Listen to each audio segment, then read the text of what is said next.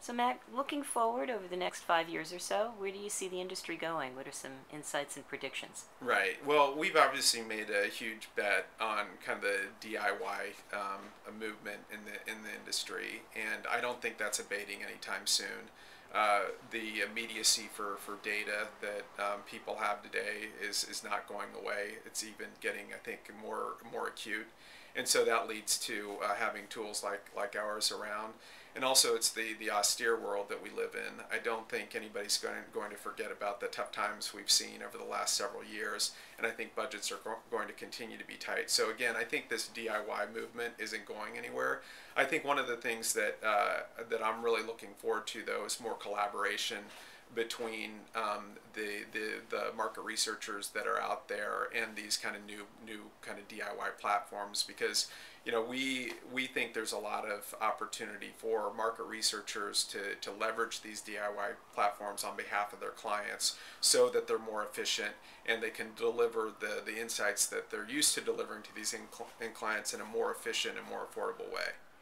So Matt, you've said that you believe that the economy will continue to be restrictive, and Nielsen has reported that TV household universe has declined as people go more online and watch their wallets. How do you see that impacting your part of the business, and how do you see that impacting overall media use in the next few years? Yeah, I mean, there's clearly an undeniable trend toward more and more media consumption online, and I think it's largely because it is so targeted. I mean, obviously we went from networks to cable, and now we have the proliferation of this long tail of very specific content for very specific people, and that's not going away. I just look at my children. I have 4 kids, and the way they consume media today, and they all consume different media from different properties on the internet.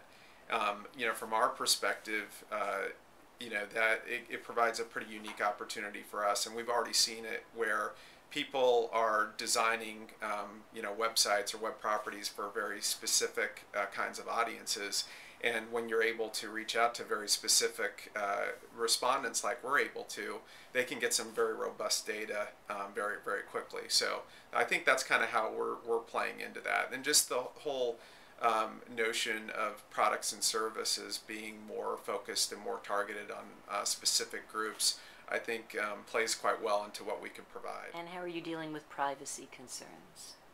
Yeah, so all our research participants have opted in to do market research. So we address those privacy concerns up front, and we don't, you know, all the data that are produced out of our studies are our clients' data.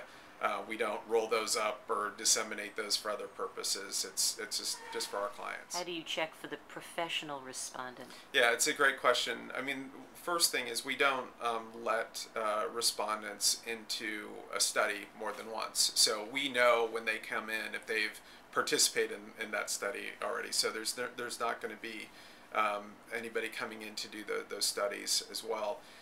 In terms of also kind of ensuring that people fit our studies, most of our studies are very specific, and so it would be hard for that professional respondent to get in time and time again. So once we target them and give them an offer to get in our study, we revalidate them. So we make sure that they are the age that they say they are, that they're a female or a male, that they have a certain type of education, and that they have certain behaviors. So I think that really restricts the ability of somebody to be that professional respondent that's in the same studies time and time again.